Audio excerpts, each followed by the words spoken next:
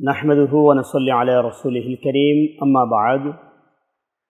فأعوذ بالله من الشيطان الرجيم بسم الله الرحمن الرحيم إن الله يحب التوابين ويحب المطهرين وقال تعالى قد أفلح من تزكى وقال تعالى ألا بذكر الله تطمئن القلوب صدق الله المولانا العظيم প্রিয় বন্ধুগণ আজকে যে বিষয়টি নিয়ে আমরা আলোচনা করব তাহারাত অথবা পবিত্রতা ইসলামের বিধানের মধ্যে আবশ্যকীয় একটি বিধান হচ্ছে তাহারাত অপবিত্রতা থেকে পবিত্রতা অর্জন করা পবিত্রতা অর্জন ব্যতীত কখনো আল্লাহ পাকের সাথে সম্পর্ক কখনোই স্থাপন করতে পারবো না ইউহিব্বুল মুতাহহিরিন আল্লাহ জাল্লা শানুহু পবিত্রতা অর্জনকারীকে ভালোবাসেন প্রিয় বন্ধুগণ পবিত্রতার ইসলামের দুইটি স্তর রয়েছে প্রথম স্তরটি হচ্ছে নাফাক থেকে পবিত্রতা অর্জন করা ওযুর মাধ্যমে হতে পারে এবং তায়াম্মুমের মধ্যে পবিত্রতা অর্জন করা যায় মুর্দা গোসলের ওই পানিগুলো আপনার গায়ে যদি লাগে আপনি অপবিত্র হয়ে যাবেন গোসলের মাধ্যমে পবিত্রতা অর্জন করতে হবে তায়াম্মুমের মাধ্যমে গোসলের মাধ্যমে আমরা বাহ্যিক পবিত্রতা অর্জন করতে পারি কিন্তু আত্মিক যে পবিত্রতা রয়েছে আধ্যাত্মিক যে পবিত্রতা রয়েছে সেই পবিত্রতা অর্জনের জন্য অবশ্যই আমাদেরকে পথ অবলম্বন করতে হবে বিসমিল্লাহির রহমানির রহিম আলা বিযিকরিল্লাহ তাতমাইন্নুল কুলুব আমাদের কলবের মধ্যে যতক্ষণ পর্যন্ত আল্লাহর জিকির পৌঁছবে না আমাদের হৃদয়ে শান্তি কখনো আসবে না বাহ্যিক পবিত্রতার মাধ্যমে ইবাদত বন্দেগী করতে পারি কিন্তু সেই ইবাদত বন্দেগী আমরা যেন হাসরে আমাদের আমলগুলো পাই আমরা যেন ফুলসারাতে আখিরাতে আমাদেরকে যেন নাজাত আর মুক্তির ব্যবস্থা করে দিতে পারে সেই বিষয়টি নিশ্চিত করতে গেলে আমাদেরকে আত্মিক পবিত্রতা আধ্যাত্মিক পবিত্রতা অবশ্যই আমাদেরকে অর্জন করতে হবে বাহ্যিক পবিত্রতা দিয়ে সমাজকে বুঝ দেওয়া যায় বাহ্যিক পবিত্রতা দিয়ে জাতিকে বুঝ দেওয়া যেতে পারে ভালো করে ওযু করলাম মাসআলাগুলো জেনে নিলাম অপবিত্রতা থেকে মুক্তি লাভ করলাম বাহ্যিকভাবে জমিনের মধ্যে আবেদ হিসাবে একজন ভালো নেককার মানুষ হিসাবে নিজেকে প্রতিষ্ঠিত করা যেতে পারে ইন্নাল্লাহা ইউহিব্বুত তাওয়াবিন নিশ্চয়ই আল্লাহ তাওবাকারীকে ভালোবাসেন ওয়া ইউহিব্বুল মুতাহহিরিন আল্লাহ সুবহানাহু ওয়া তাআলা পবিত্রতা অর্জনকারীকে ভালোবাসেন আল্লাহ জাল্লা শানুহু যেই পবিত্রতার কথা বলেছেন সেই পবিত্রতা তাওবার মাধ্যমে পবিত্রতা তাহলে তাহারাত কিংবা ওযুর মাধ্যমে পবিত্রতা তায়াম্মুমের মাধ্যমে পবিত্রতা গোসলের মাধ্যমে পবিত্রতা আর তাওবার মাধ্যমে পবিত্রতা ভিন্নতা রয়েছে ফিল জাসাদি লামুদগাতান ইযা সালুহাত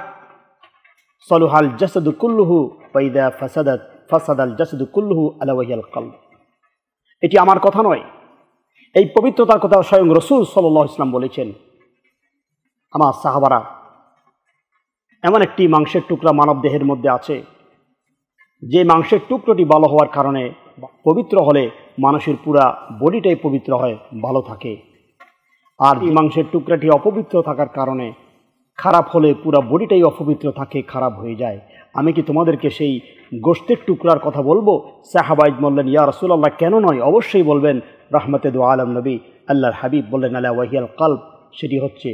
কলব অন্তরকরণ বন্ধুগণ আজীবন যদি এভাবে আমরা বাহ্যিক পবিত্রতা হয়ে যদি আমরা ইবাদত বন্দেগী করতে পারবো কিন্তু সাখারাতের মুহূর্তে যে জবান দিয়ে কালিমা আসবে এই ওযুর সাথে সেই কালিমার সম্পর্ক নেই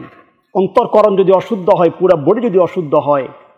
ইমানি শক্তি জিনিসটা আপনার আমার অনুভব যখন হবে না মালাকুল মউত বিভৎস সূরত নিয়ে আসবে কারণ আজরাইল আমিন ফেরেশতা জানে পৃথিবীর মানুষকে বুঝ দিয়েছি আমার হৃদয়টা বড়ই অশুদ্ধ যেই ব্যক্তির অন্তরকরণ অশুদ্ধ তার পুরা বডিটাই অশুদ্ধ হয় অপবিত্র হয় তার নিঃশ্বাসটা পর্যন্ত অপবিত্র হৃদয়ে পরিশুদ্ধতা লাভ না করার কারণে সে যে কোনোভাবে হারামের মধ্যে লিপ্ত হবে হারাম সে বক্ষণ করবে তার রক্তমাংস সকল কিছু যখন অপবিত্র হবে তার ওই ইবাদত আল্লাহর দরবারে কোনো কাজে আসবে না কাজে সকল ইবাদতগুলোকে কৃতকার্য করতে হলে আল্লাহর দরবারে সকল ইবাদতগুলোর জাযার বিনিময় কখনো যদি আমরা আশা রাখি আমি জবান দিয়ে সাখারাতের মুহূর্তে কালিমা পড়ে বিদায় নেব এমনটা যদি আশা রাখি যে আমি দয়াল নবীর চেহারায় আনোয়ার দিদার নসিবের মাধ্যমে আমি আল্লাহর মেহমান হয়ে আল্লাহর জান্নাতের মেহমান হয়ে আল্লাহর বন্ধু হয়ে আমি দুনিয়া থেকে যাব এই আশা যদি রাখি আমাদেরকে পবিত্রতা অর্জন করতে হবে দয়াল নবী পবিত্র সোনার মদিনার দয়াল নবী অপবিত্র কোনো উম্মতের বাড়িতে আসবে না অপবিত্র কোনো ব্যক্তির রূহের সাথে দয়াল নবীর আধ্যাত্মিক সাক্ষাৎ হবে না এজন্য বাহ্যিক পবিত্রতার পাশাপাশি আত্মিক পবিত্রতা অতীব জরুরি জালালউদ্দিন রুমি রহমতুল্লাহ আলাইহি শামসুত তাবরিজের মতো একজন আধ্যাত্মিক ব্যক্তিকে খুঁজে নিলেন যার মাধ্যমে হৃদয়ের পরিশুদ্ধতা এবং কালবের জিকির জারির ব্যবস্থা করে নিলেন আল্লাহ সুবহানাহু ওয়া তাআলা সকল দাসত্ব গোলামি যেন আমরা পবিত্রতার সহিত করতে পারি। আল্লাহ জাল্লে শানহু যেন আমাদেরকে তৌফিক এনায়েত ফরমান। প্রিয় বন্ধুগণ, আজকের জন্য এখানেই বিদায় নিলাম। অন্য সময় অন্য একটি সুসংবাদ নিয়ে, গুরুত্বপূর্ণ বিষয় নিয়ে আবার সাক্ষাৎ হবে। আল্লাহ হাফেজ। আসসালামু আলাইকুম ওয়া রাহমাতুল্লাহি ওয়া বারাকাতুহু।